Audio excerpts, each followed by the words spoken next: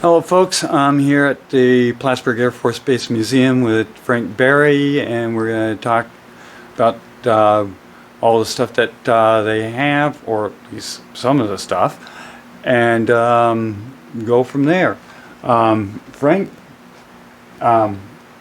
before I screwed up, we were talking about the altimeter. Sure. One of the artifacts we have here is this replica altimeter, and what you're seeing here is a round-faced altimeter that was found in almost every Air Force airplane from the time altimeters were first installed. This one here is a replica. It's not an actual one. I can tell that because when I turn the set knob, nothing changes, and there's no place to attach it to something. So it's a replica altimeter that you could find in almost every Air Force airplane except for FB-111s and let's see, what else? F-106s. We had a vertical tape display where you'd get the same altitude information, but in the format of a vertical tape that would run up and down in the altimeter face in front of the pilot, and that's the way he would get his altitude information in the FB-111. It made cross-checking your altitude, vertical velocity, angle of attack, and airspeed very easy as long as you kept all the white lines that you had selected to want to be flying at those speeds and altitudes lined up. You knew you were where you wanted to be. Okay. One thing I noticed, and this I remember my stepdad having these little flashlights, which always were cool. You bet. They were the original camping flashlight. They were called the Air Force Survival Flashlight. They were neat in that they took, of course, 2D batteries, but they had a 90-degree neck, and that made them sort of unique as a flashlight. And the reason they had a 90-degree neck was this clip on the back would let you clip the flashlight onto your uniform or flight suit and aim the flashlight without having to hold it in your hands. A couple other cool things about this flashlight is the lenses could be replaced. Normally you had a clear white lens in here, but in the bottom of the flashlight you would find two alternate colors. One for red, so you could use it at night without being super visible, and I think the other one may have been a yellow tinted lens that again you could use to signal with and attract attention with the yellow light. Also had a clip on the bottom so you could hang it from a line or so. It was a very well designed flashlight, heavy duty impact plastic. You could step on this thing, drive trucks over it, and it would still work usually. But you guys had some stuff added over the past year or so. Some of the well, not only just during the past year, but during the whole life of this museum. It's been a lifetime of continual museum additions showing up. Either from people in the Air Force who were stationed here and said, "Hey, would you like my flight suit?" Or other museums here in the local area. When the air base closed, they received some items from the Air Force. For example, the Clinton County Historical Association had received some of the plaques we have here that would identify a particular house on base as being the squadron commander's house for that squadron. Oh. The Transportation Museum we had here at Plattsburgh had the Cockpit Procedures Trainer of the FB-111, and this was the device that we would use to teach new crews in the FB-111 where all the switches, dials, knobs, and controls were. Nothing was hooked up to anything, but they learned switch position and where things were in the cockpit, so then when they actually got to the simulator portion of their training, they could find the switches, dials, knobs, and controls without fumbling with their checklist all at the same time. And from what I understand, you flew the B-52 and then transitioned to the 111. You had to go through all that yourself, right? I sure did. I arrived here in 1977 and started our Combat Crew Training Squadron training course at that time. It got delayed when the aircraft were grounded for an engine and escape capsule problem, but once it cranked up again, it took about 9 months to take a new crew person from off the streets or from their previous assignment, train them in the FB-111, and then allow them to graduate and move on to their operational squadron here, either staying here at Plattsburgh or going to our sister base flying FB-111s at Pease on the seacoast of New Hampshire. And from what I remember, the folks from Pease and here, they didn't tended to do a lot of training together. Well, that's true because you're at two separate bases. However, every crew member who flew the FB-111 at Pease received their initial training here. Likewise, if they were upgrading to instructor, or if they were coming back to the FB-111 after being out of the airplane for a few years, they would go through requalification training here at Plattsburgh. All the time, they would probably start out again in the cockpit procedures trainer, Right. either using it as a student, that is, learning where switches were, or perfecting their instruction skills using the cockpit procedures trainer to teach other folks who were new to the airplane how everything worked and where everything was located. I noticed over there, and I'm going to move the camera, Sure. some of the recent plaques.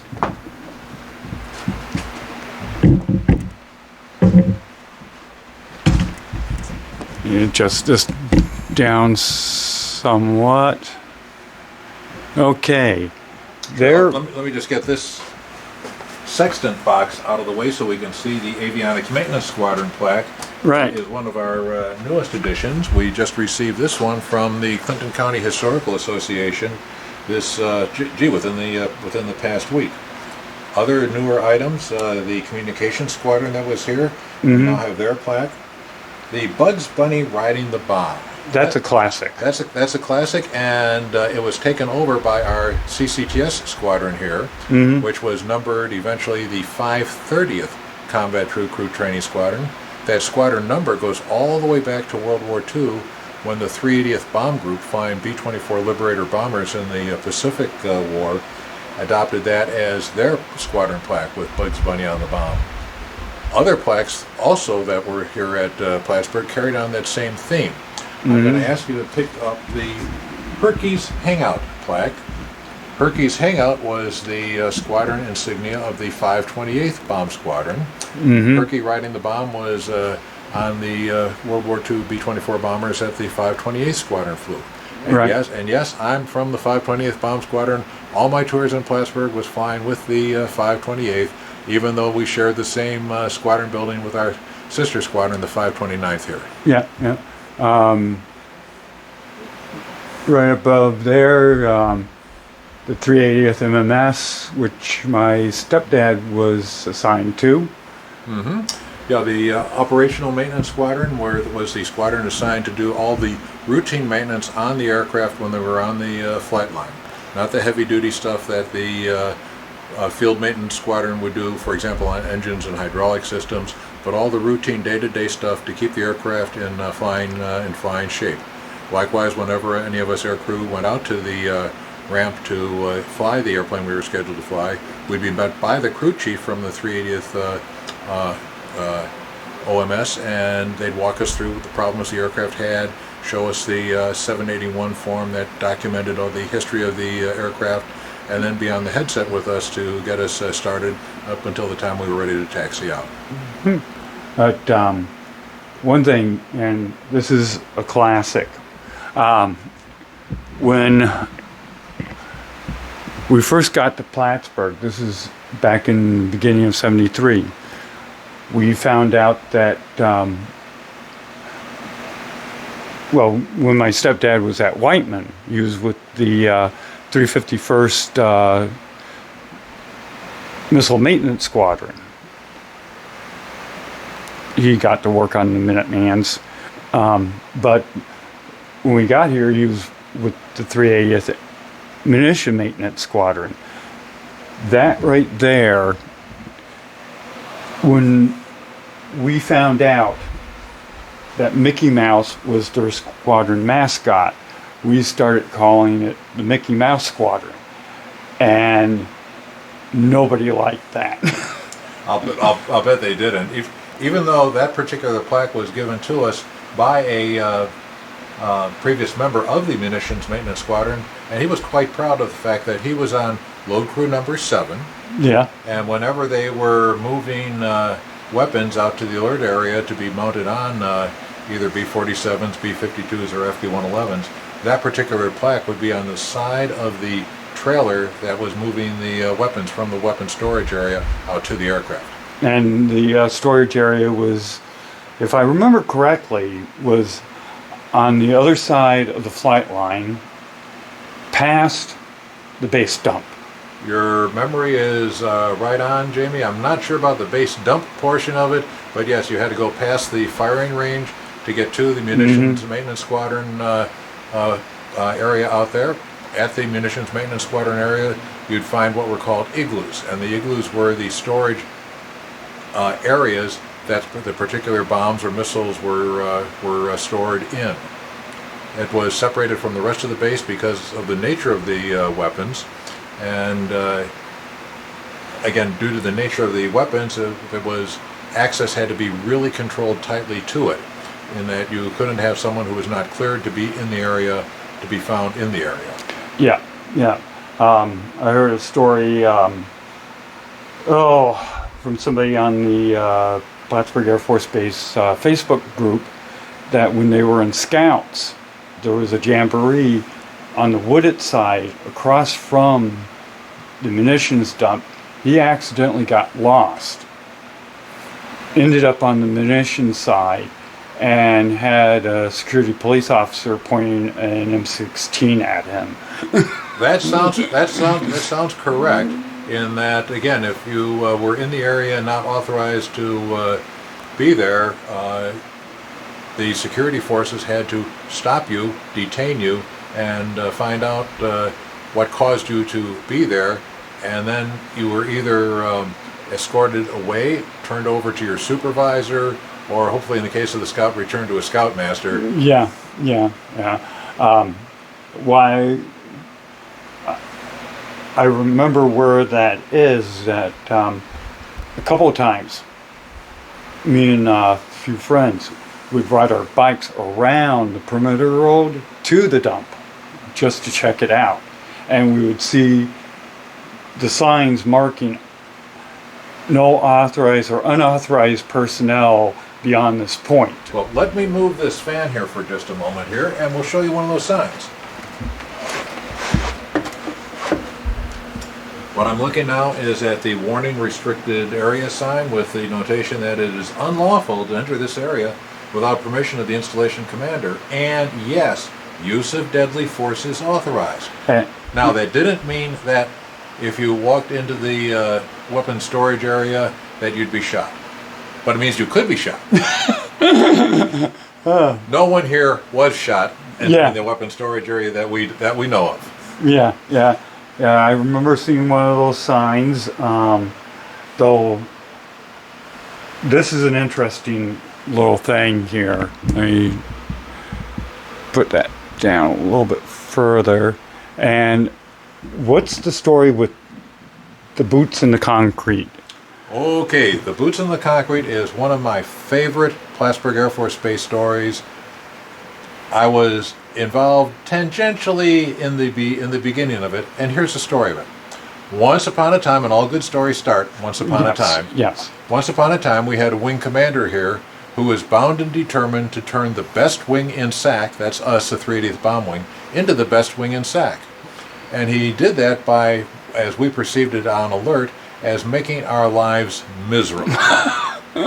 And that's with increased inspections, increased examinations, increased testing, restrictions from more and more base things.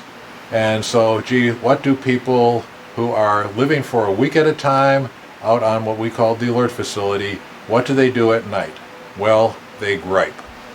And one night, one of the gripe sessions probably went something like this. Notice I said probably.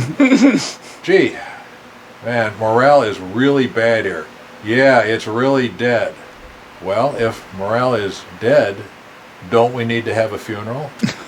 And if we have a funeral, don't we need something to bury?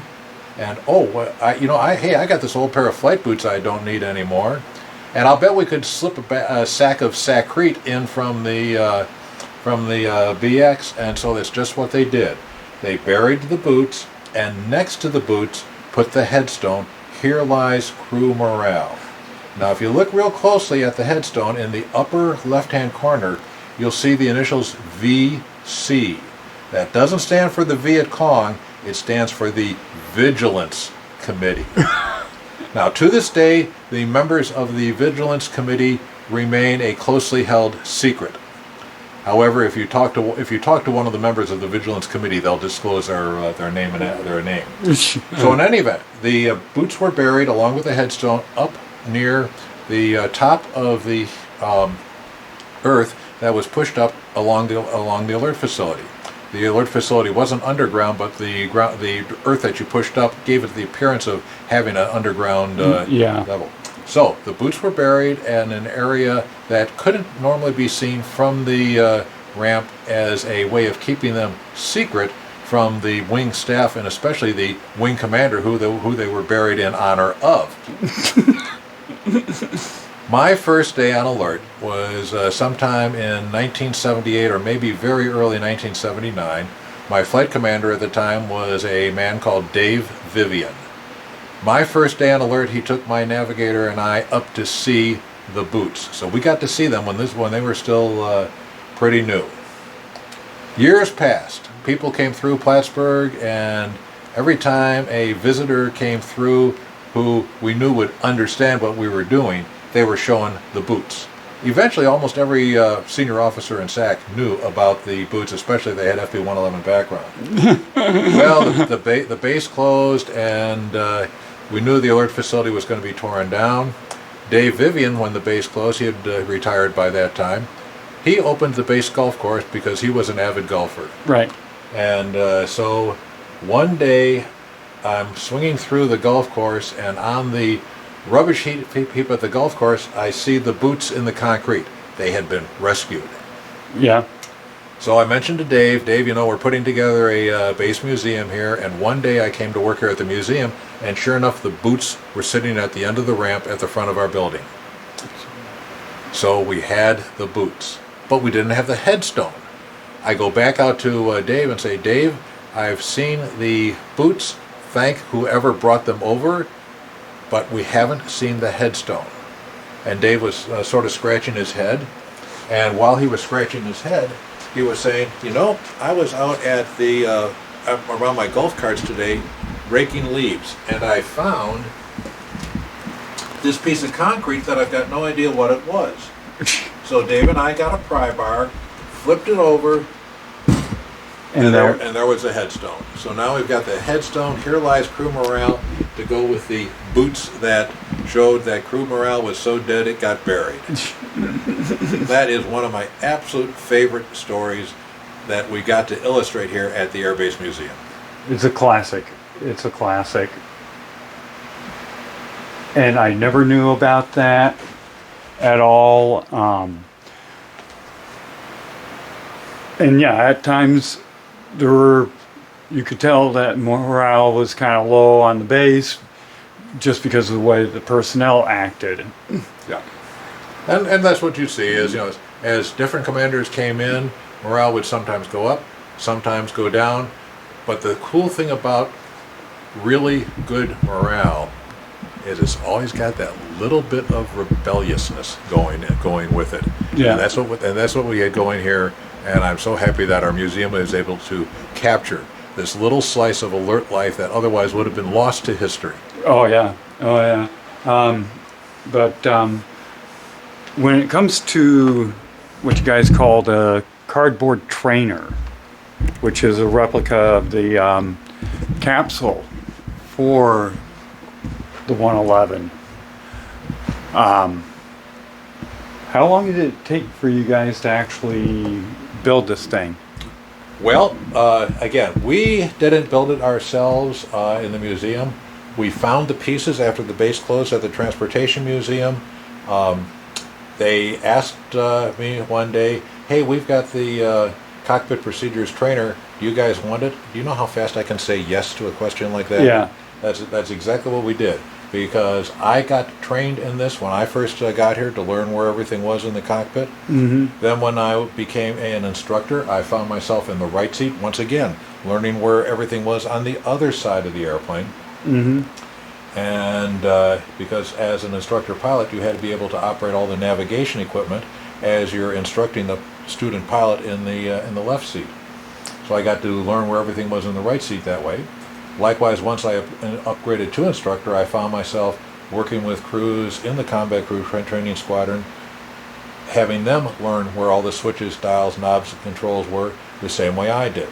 So originally, was this something that was constructed here on the base, or was it something that was done somewhere else? I suspect it was a military contract purchase item that when the Air Force bought the FB-111, they bought at least one of these cockpit procedures trainers for every base that would be teaching new folks to the FB-111 where everything was. So that would have been like here at Plattsburgh, teaching all the FB-111 crew members where everything was.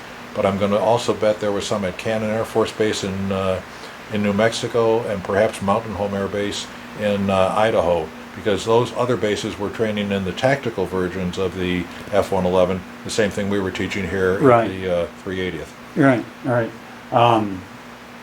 But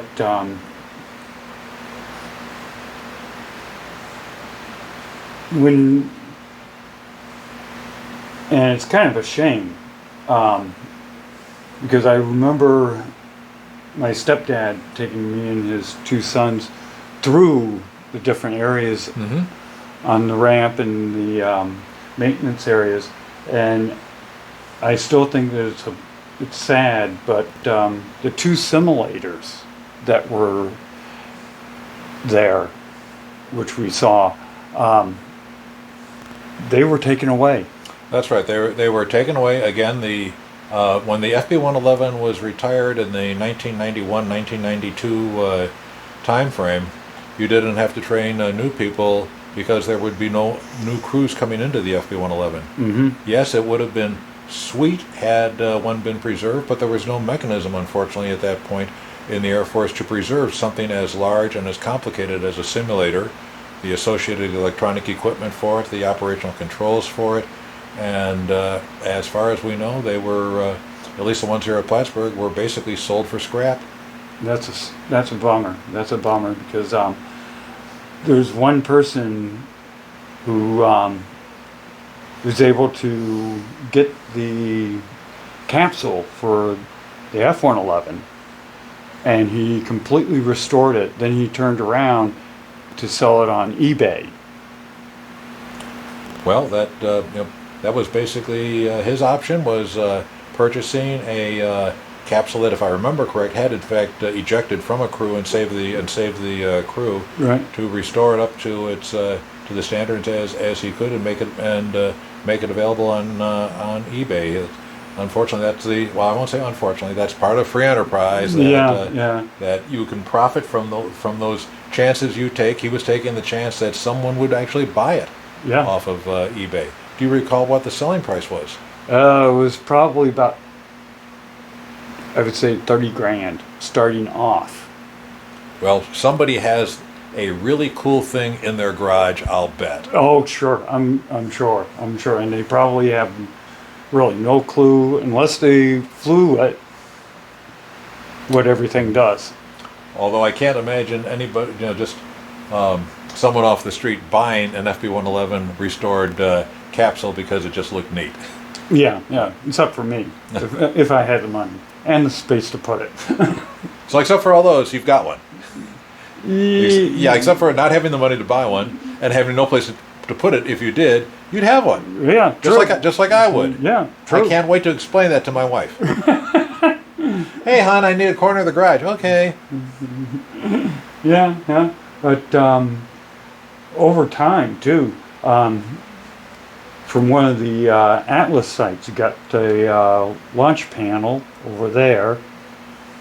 Sure, let's take a stroll over that way. We'll take a look at it.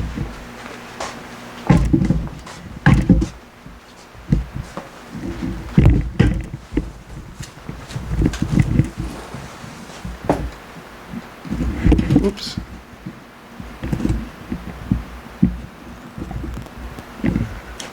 Okay. Sure, have a seat here. What we've got between us here is the launch control console from the Atlas missile silo that was located in Lewis, New York. Its current owner was generous enough to not only donate the launch control console to us, but actually remove it from the silo and lift it up out and place it on a trailer so we could bring it here. We've done some restoration work on it, and now a visitor can have the actual experience of launching an Atlas missile from this console. We've done this by rigging up the lights with light-emitting diodes and a rudimentary computer control that will give the light show that you'd get if you were to launch an Atlas missile. If you notice now, on the panel behind us, all the lights are white. That's telling us as a crew that everything about the Atlas missile is in its normal, nominal, day-to-day alert status. If we ever got an order to launch the Atlas missile, after making sure the order that told us to launch the missile was an authorized order, what we would do is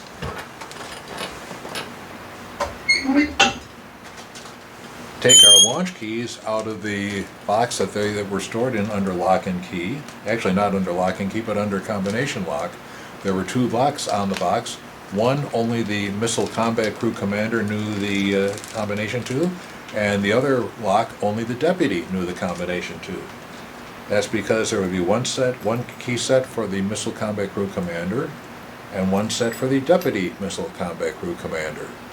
So, to see what an Atlas launch would have looked like, and we do speed it up because this actual process would take about 13 minutes from the order to launch your missile to the time the missile was equipped with liquid oxygen, raised to the surface, and then launched from the surface.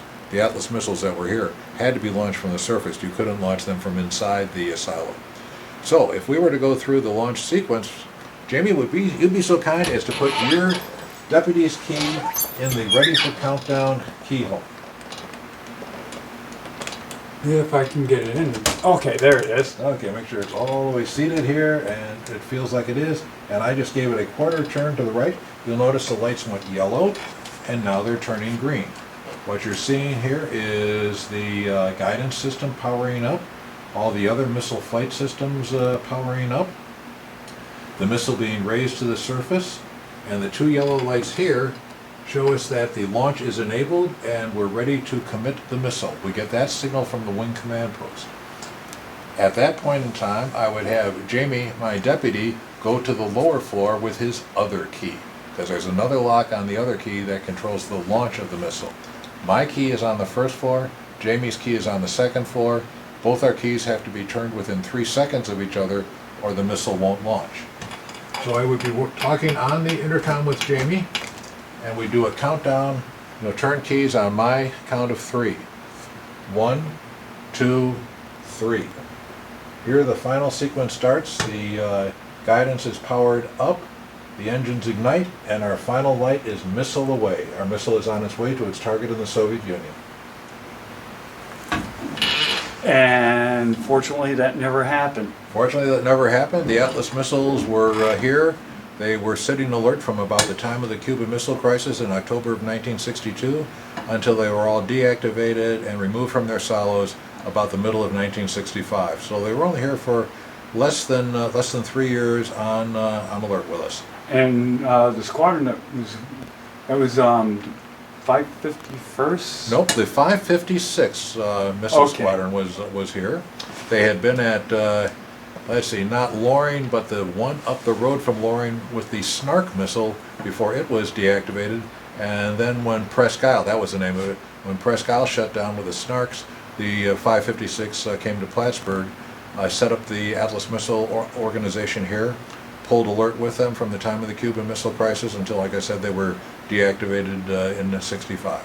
Yeah, and during the Cuban Missile Crisis,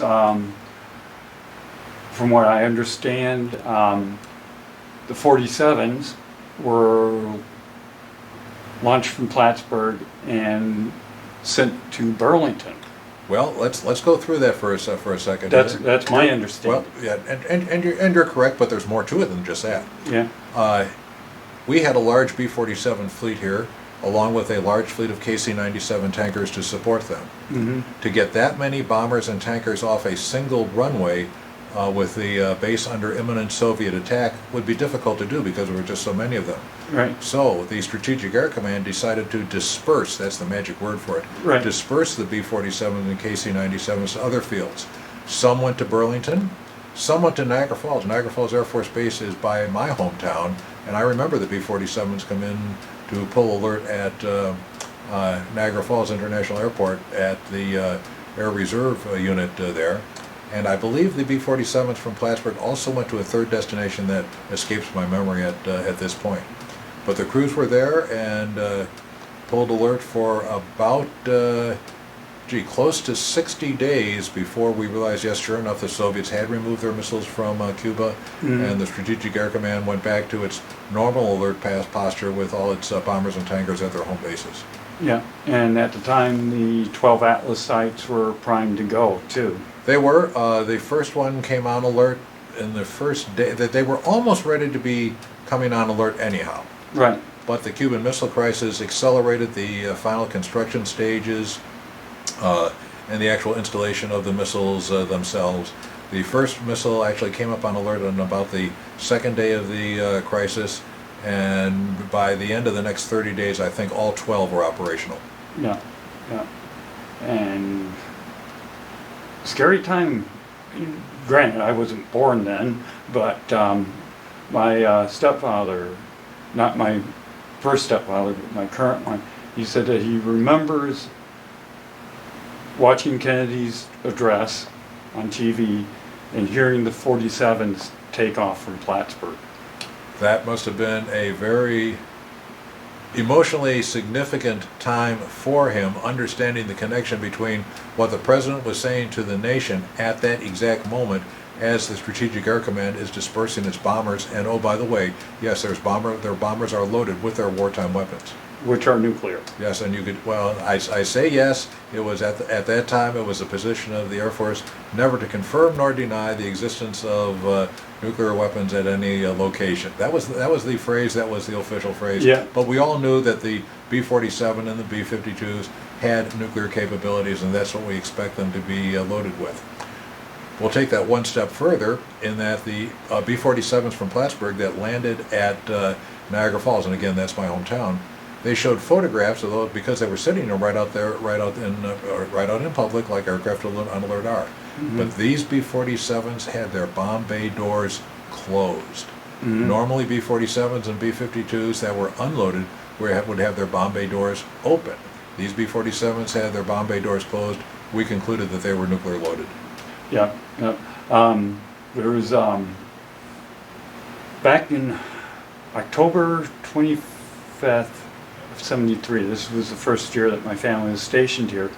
The base, along with Griffiths and Pease, were placed on a full alert. The AP came to Plattsburgh to report on it, and the reporter at the time said, the Air Force will not confirm or deny atomic weapons, but most likely they have them. And what you're referring to is what was known as the October 1973 Mideast crisis. Right. When, in order to restrain the Russians from helping the Egyptians, the president at that time, President Nixon, if I remember correctly, basically increased the posture of the Strategic Air Command's alert force. Normally we would have about 1/3 of our airplanes on alert. He increased it to 2/3. And also we, at the crew level, were told there would be no more exercises or practice things done with the alert force until that particular crisis was over. So yes, all crews were primed and, well, I won't say all crews, but about 2/3 of our crews and aircraft were primed and ready to go. I had just completed B-52 training and was not what was called combat ready yet. Mm-hmm. But yes, I was part of that recall also. I remember vividly walking into our squadron where the intelligence vault and wing command post was located in the same building, and seeing a crew carrying their box of secrets that contained their routing information, their target information, and the codes that would allow them to be launched. In order to carry those codes outside of a building, you had to be armed. These crew members were armed carrying the codes out, so we knew this was as serious as it gets. Mm-hmm. Mm-hmm.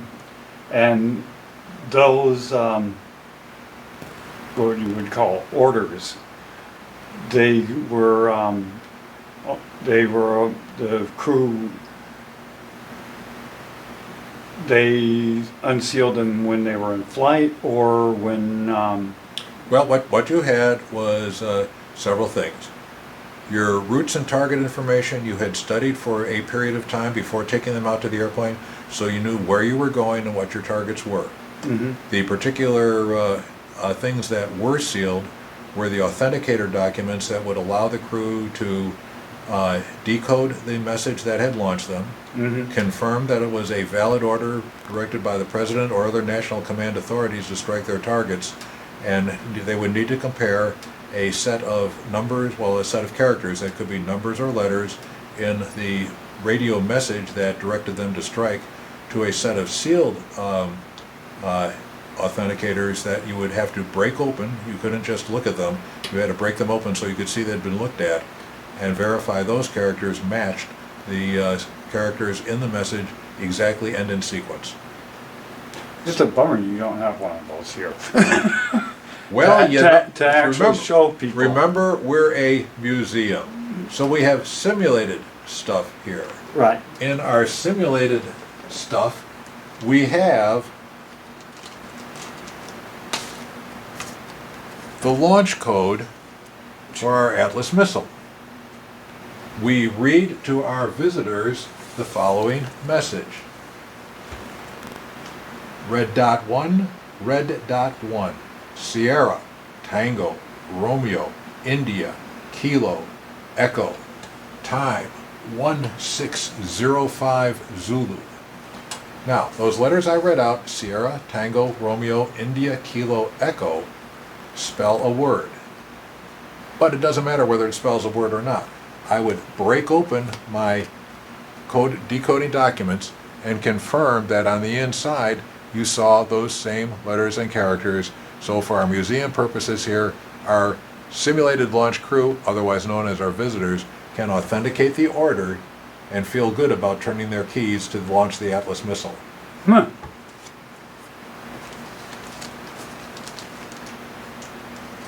So We try to replicate the crew experience as closely as we can without having an Atlas missile in a silo out in the front lawn. though it would be nice to have one on display. Actually, all the Atlas missiles that were here were launched. Yeah.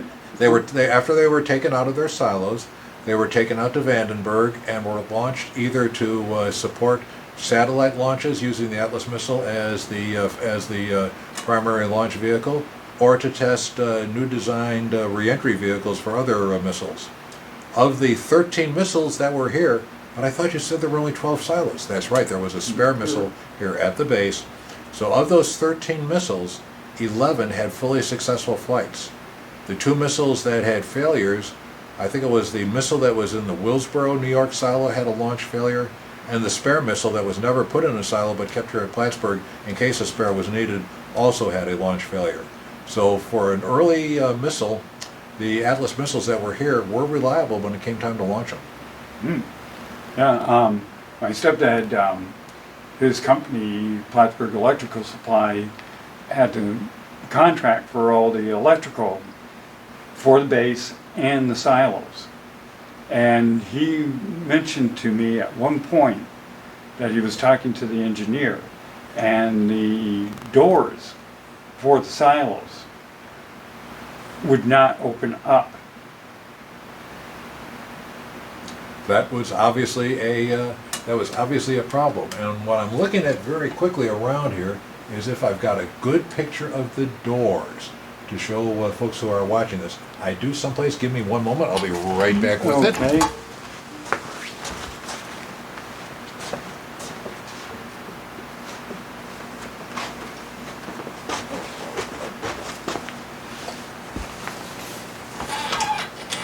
Here are the doors for the Brainardsville silo, and you can see they're large cast concrete with metal reinforcement frames around them, one on this side, one on that side, with this hydraulic cylinder that would open the doors to allow the missile to be raised to the surface. Yeah, they were massive, and they had to open every time you needed the doors to open, which could be either, if you ever had to get ready for a launch, yep, or if you were going through a practice refueling exercise and had to elevate the missile, or as you see here in this sequence, the reentry vehicle, otherwise known as the warhead, is loaded on the missile once the missile is down in the silo itself. So, and this is a picture of the doors that are closed. Yes, the doors closed, doors open. So they were actually able to open them and close them. Yeah, which is what you need. Yes, yes. So the engineer at the time was either wrong or just wrong. Well, again, the doors are operated by a large hydraulic piston, but that large hydraulic piston is electrically controlled. Right. There was some kind of electrical signal that needed to be sent to the hydraulic motor to pump it up to pressure that would allow the cylinder to open the doors, and sure enough, so I'm betting there was a problem with the electrics, even though the doors are not electrically operated. Right. But want to. You have a Atlas model sitting over here. I do. We can take a walk over to it. Let's move this around this way. Oops.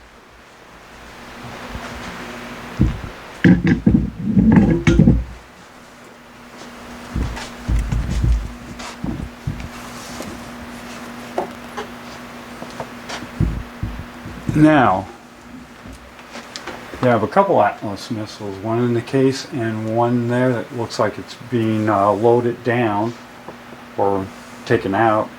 Sure, what we're trying to display here is what an average Atlas missile installation would look like. You had a missile on an elevator that would go up and down in the silo itself. Here's those concrete doors we were talking about just a bit ago. The missile was in its silo, but you also had a launch control center where the crew would be that was underground, not too many feet from the silo. The crew would get access to their launch control center through a set of stairs that you had to go down underground. It was about, maybe 20 feet underground, and the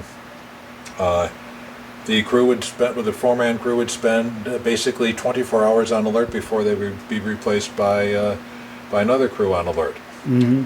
When our museum first opened, and again we're talking the 556 missile squadron that was here, they were gracious enough to help the Battle of Plattsburgh Association put the museum together with a large donation that let us get going here. Mm-hmm. And so when we had our opening ceremonies, they were our guests of honor. And what we see here is a picture of some of the folks who were in the 556 Strategic Missile Squadron. On one of our displays here, one of our visitors that day, by the name of Dave Jenkins, saw himself in this picture. And he said, "Hey, that's me." So we of course had to have Dave Jenkins autograph Lieutenant Jenkins' picture back in the 1962 timeframe when he recognized himself sitting at a launch control console. Nice. One thing that has always got me is the crews for all missile sites, whether they were Atlas or Minuteman. They always wore the white flight suits. Yep, they always wore white coveralls. Why white? I don't know. That has to be one of those Air Force things that... Yeah, because later on, they switched to just the regular flight suits. Again, not having a background in missiles, can't verify that's true. I suspect that missile crews have always had a distinctive uniform. I don't know if they stayed with white coveralls, but when the Atlas missiles were here, yes, the Atlas missile crews did have white coveralls. You might have noticed that when we looked at the photograph here of the 5-person Atlas crew. They're all in their white single-piece You can call them flight suits, but actually they're missile combat, combat missile crew suits. Yeah. Very similar to what you see the pilots wear, but less pockets. That's true. Again, you're working in a different environment. Mm-hmm. I have no idea what a missile combat crew member would need for pockets on his duty uniform, but we hope he had all he needed. Yeah, true. But that panel there, let me get it. Oh, God. Hefty, isn't it? Yeah, this is, and this is for... That is a piece of history from the FB-111 simulator. Remember we were talking about the simulators that were here at Plattsburgh? Yeah. What this is the malfunction insertion and display unit. We would call it the MIDU board for short. And what this board let the instructors do is insert either normal conditions for the flight crew in the simulator or emergency conditions for the crew in the simulator that they would have to respond to, and that would be their training.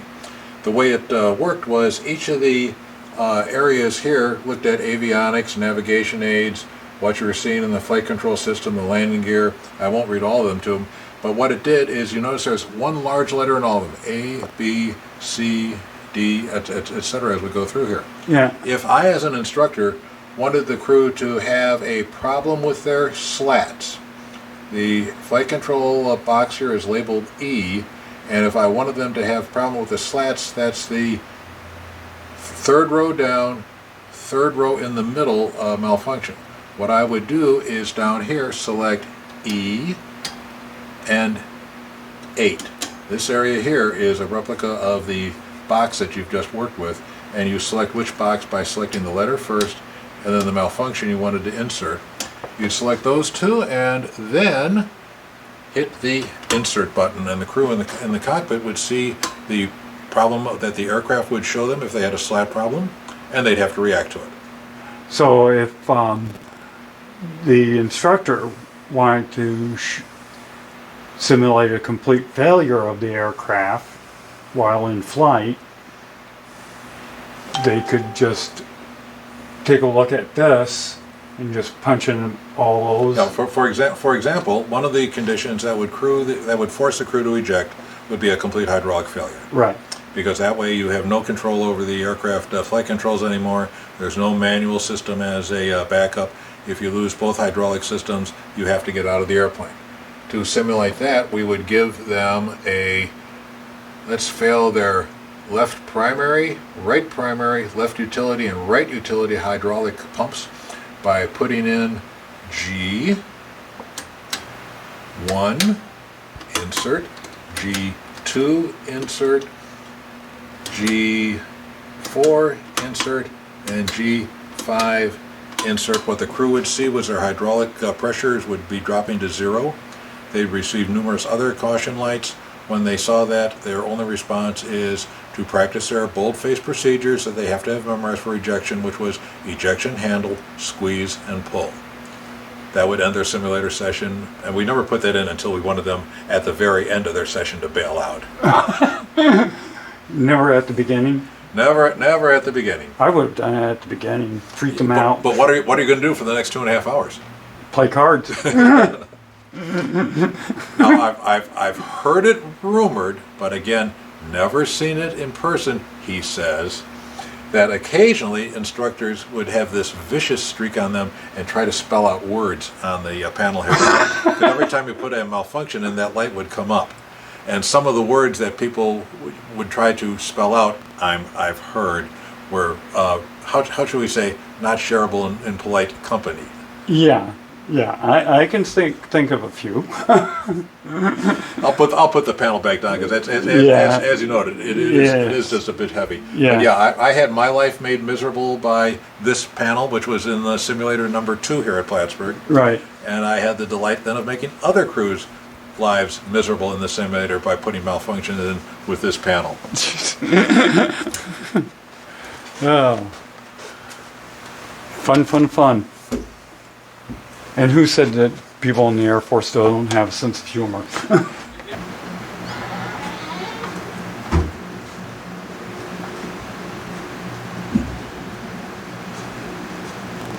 Okay, now to talk about the planes. These are models of all of them that, the main aircraft that were Sure. based here. Yeah, what we have here is a display of all the major aircraft that were assigned here to Plattsburgh, our bombers and tankers. They're all in 1/72nd scale, and they were all built by members of the local plastic model building club here, which is called IPMS for International Plastic Modeler Society, Champlain Valley Chapter.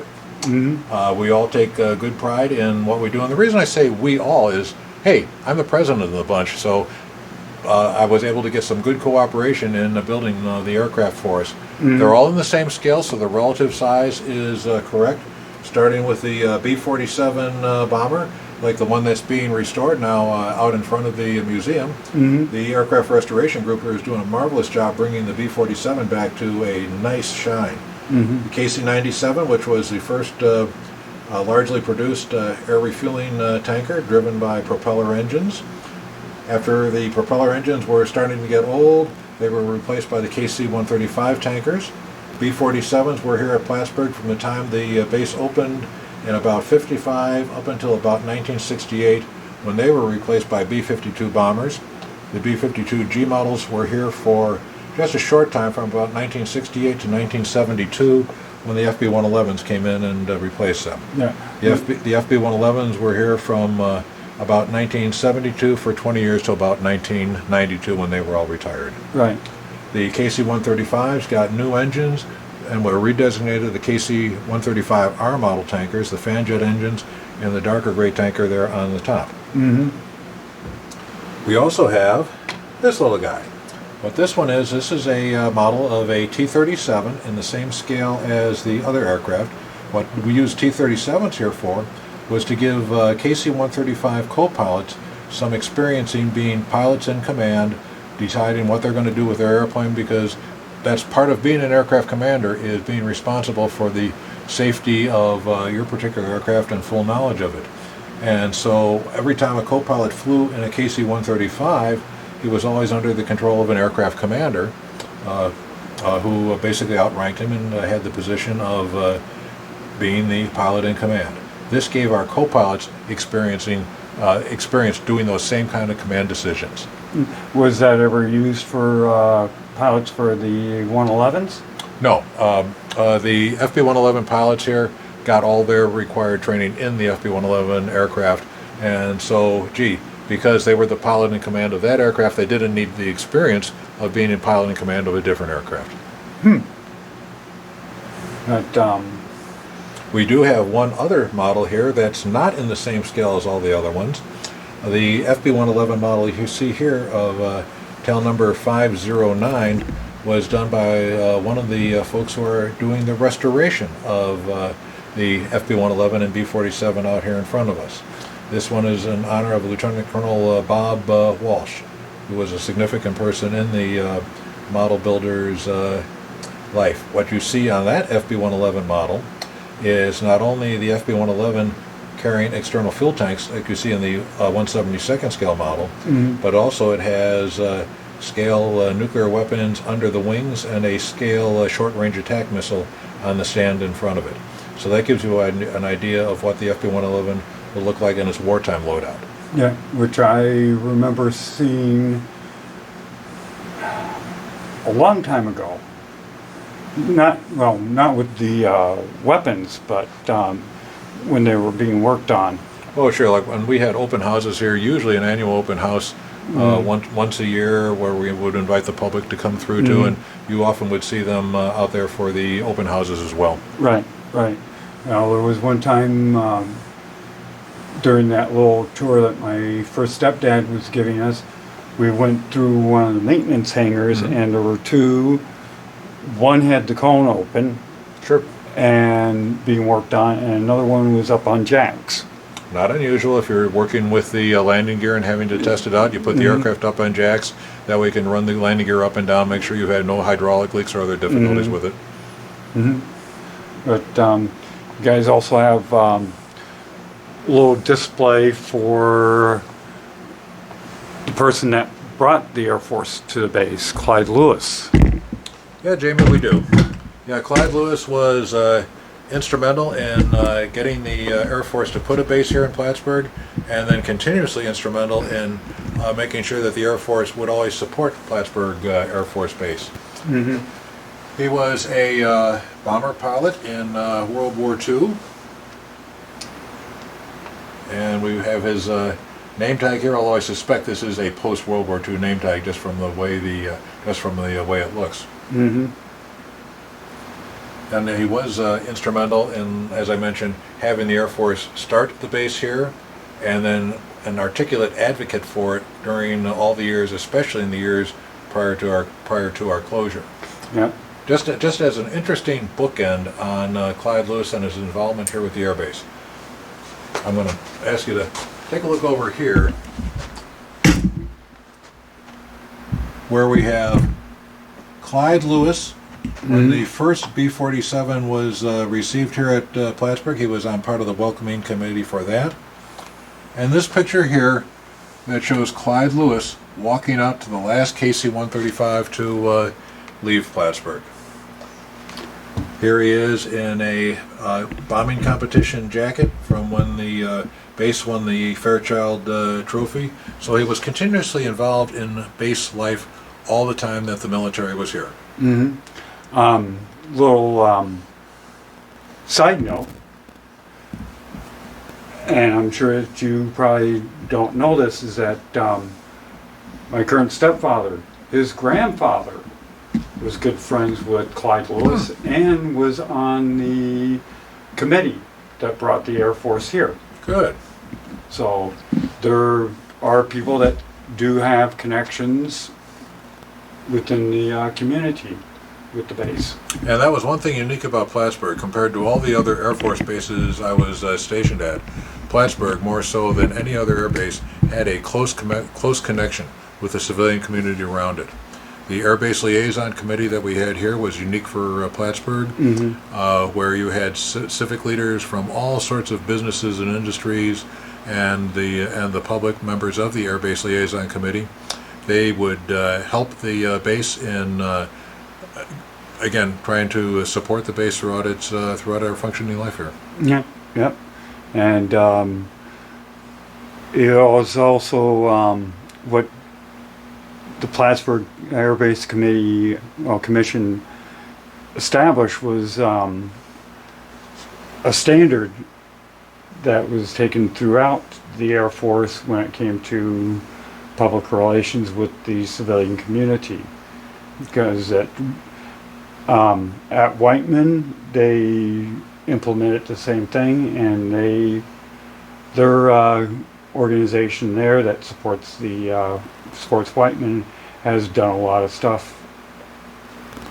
Well, that's not a surprising outgrowth of the close interaction that the base throughout its history has had with the local civilian community, going back to the time when this was Plattsburgh barracks before World War I, and you had the generation of what was called the Plattsburgh Idea, where young men, and it was always men at that time, would volunteer to come to Plattsburgh for military training during the summers, anticipating the U.S. entry into World War I, which didn't happen until 1917. But you had training camps here in 1914, 15, and 16, where, again, you had volunteers paying their own way to come here to learn the basic rudiments of being a soldier. So that when the U.S. did enter World War I, we had at least a core of people who had military training. Yeah, but wasn't that the actual start of what we now know as Reserve Officer Training Corps? Some people trace the ROTC, or Reserve Officer Training Corps, history back to the Plattsburgh Idea.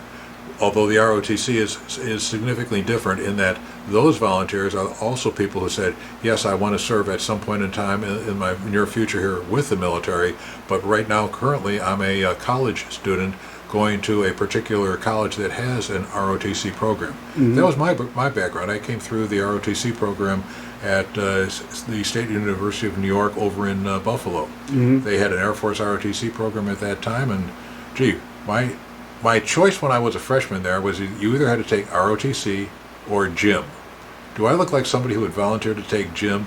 No, I don't. So I took the ROTC program, discovered I had the the background and the aptitude and the physical qualities of qualifying as an Air Force pilot. And again, this was during the height of the Vietnam War, during 1966 to 1970. And so because I was a strong pilot candidate, joined the ROTC and wound up coming in as a commissioned officer in 1970. Not bad. Then going to pilot training. And then the fun really began. Flying the B-52s first? No, my first aircraft that I flew in the Air Force was the AC-119K Stinger gunship, and took a combat tour as a co-pilot in Southeast Asia. Our unit was made up of a lot of more senior officers, most of whom, as the pilots and navigators, had spent time in the Strategic Air Command, and I was talking with them and trying to determine where I wanted to go after I came back from Southeast Asia. And after talking with them, I determined, I want to come into the Strategic Air Command. And I remember seeing all those great movies in the 1950s with Jimmy Stewart in Bombers Jimmy Stewart in Strategic Air Command, Ephraim Zimbalist Jr. in Bombers B-52, and the 12 o'clock high, but A Gathering of Eagles. And they were all flying B-52s. So when I was getting ready to come out of Southeast Asia, I needed to work that assignment, and so I put all the way down my Air Force form that says, what do you want to be? I want to be a B-52 co-pilot and then pilot. So of course they assigned me to KC-135s at Loring, up in Maine. I picked up the telephone to SAC personnel, mustered up all my courage, and said, surely, sir, in this one lieutenant's case, a change could be made, and I'd like to be able to fly B-52s, and I'd like them to be B-52H models, and yes, I know they're all in bases across the northern tier. Can you help me out? The person I talked to said, well, let me see what I can do for you, Lieutenant. Turned out to be I was talking to a Lieutenant Colonel Rousseau. I get to my base flying B-52H models at Kinchlow in northern Michigan, and I tell that story to my squadron commander. And he says, was that Lieutenant Colonel Marvin Rousseau? And I said, well, yes. Oh, well, he had just left here as the squadron commander. He put me in his squadron because I wanted to fly B-52s. Nice. Friends who had heard my conversation with the personnel office said, gee, Frank, that was just like ordering a pizza. You'd like it to be a B-52H. You'd like it to be at Northern Tier base. It's kind of like, a couple of months back, I went up to the Ethan Allen firing range. Sure.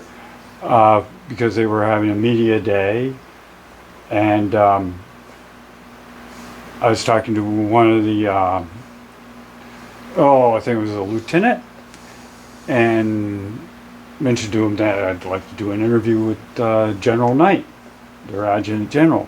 He's like, he's going to be here today. So after a little bit, I ended up having an interview with him. Nice guy. Well, again, part of the job of an Air Force officer, because we're an all-volunteer organization, has always been having a good face toward the public. Right. And basically, the U.S. military is not made out of specialists who were born to be military people, but rather volunteers who signed up. True. Jamie, I need to show you one other thing for our discussion today. And the building we're in now goes back to the early 1890s, before the Spanish-American War. Right.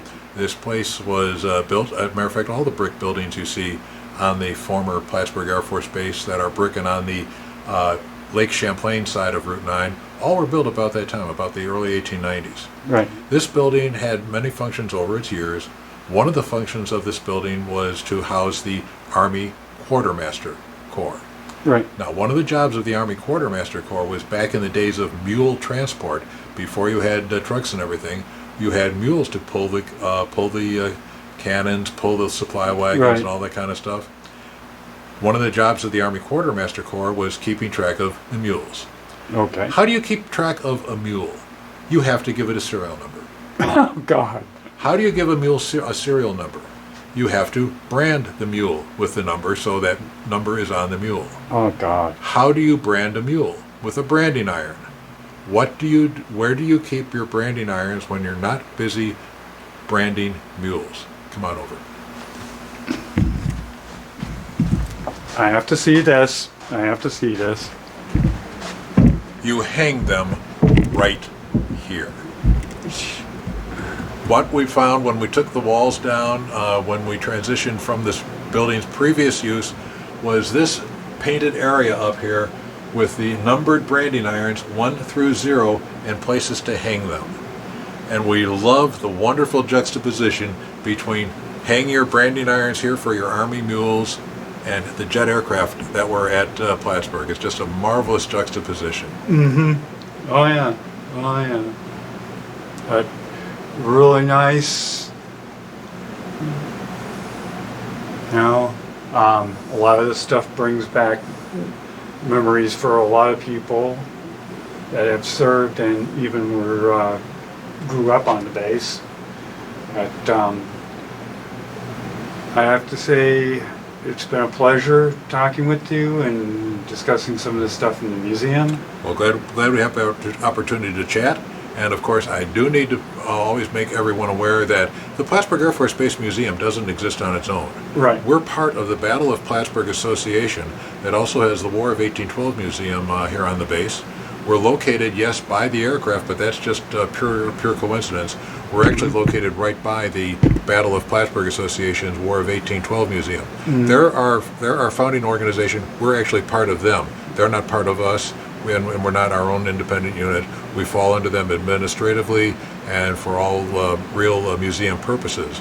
We're part of the Battle of Plattsburgh Association, run by Keith Herculow, who gave us permission to have this interview. Yeah, true. Thanks, Jamie. Yeah, thank you, and have a fun rest of the day. We'll sure try. Yeah.